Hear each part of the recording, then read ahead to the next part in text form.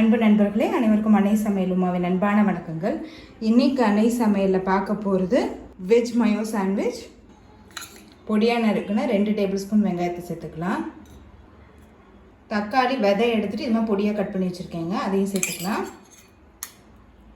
பொடியாக நறுக்கின பச்சை மிளகாய் கொஞ்சம், பொடியாக நறுக்கின கேப்சிகம் 2 டேபிள் ஸ்பூன் சேர்த்துக்கலாம்.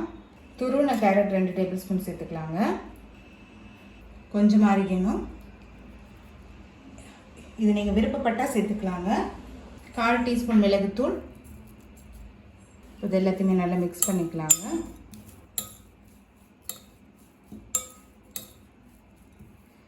அடுத்தது இதில் 2 டேபிள் ஸ்பூன் மயோனைஸ் சேர்த்துக்கலாம்.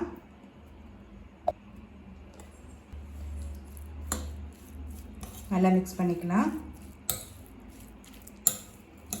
இல்லை வெறும் வெங்காயம் தக்காளி வச்சு கூட நீங்கள் பண்ணலாம்.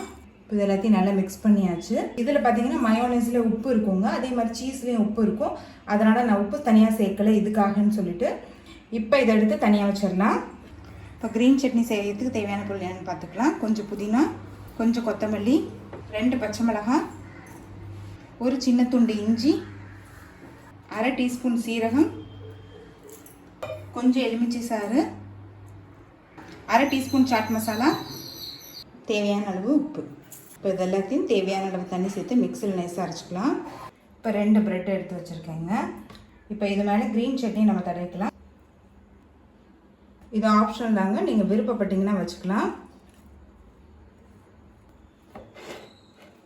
அடுத்தது நம்ம செஞ்சு வச்சுருக்க மயோஸ் பிரெட் இதில் வச்சுக்கலாம். எந்த அளவுக்கு தேவையோ அந்த அளவுக்கு சேர்த்துக்கோங்க.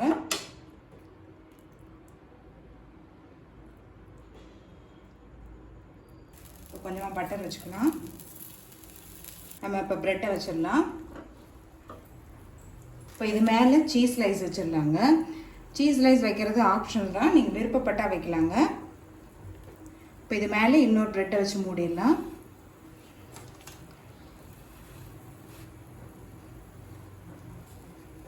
ஸ்லோவிலே வச்சுருங்க. ப்ரெட்டு நல்லா டோஸ்ட் ஆகிற வரைக்கும் வெயிட் பண்ணலாம். இப்போ இதை மெதுவாக திருப்பிக்கலாங்க. இந்த சைட் பாருங்கள், நல்லாவே கலர் மாறிடுச்சு. எட்ஜஸ் எல்லாம் கட் பண்ணிட்டு கூட நீங்கள் பண்ணலாங்க. இது சாண்ட்விச் ப்ரெட்டாக இருந்ததுன்னா பெருசாக இருக்கும். எட்ஜஸ் கட் பண்ணிட்டீங்கன்னா ப்ரெட் வந்து பார்த்தீங்கன்னா நம்ம சின்னதாக ஆகிடும். நீங்கள் சாண்ட்விச் ப்ரெட் யூஸ் பண்ணுறதா இருந்தால் எட்ஜஸ் கட் பண்ணிக்கலாம். இப்போ 2 சைடும் கலர் மாறிடுச்சுங்க. வெஜ் மயோ சாண்ட்விச் ரெடி ஆகிடுச்சு. நம்ம சர்வ் பண்ணிடலாம். இப்போ சுவையான வெஜ் மயோ சாண்ட்விச் ரெடி ஆகிடுச்சு. ரெசிபியை ட்ரை பண்ணி பாருங்கள், கண்டிப்பாக உங்களுக்கே பிடிக்கும். ரெசிபி பிடிச்சிருந்ததுன்னா வீடியோவை லைக் பண்ணுங்கள், கமெண்ட் பண்ணுங்கள், ஷேர் பண்ணுங்கள். இது வரைக்கும் அன்னை சமையல் சேனலை சப்ஸ்கிரைப் பண்ணாதவங்க கண்டிப்பாக சப்ஸ்கிரைப் பண்ணுங்கள். தேங்க்யூ.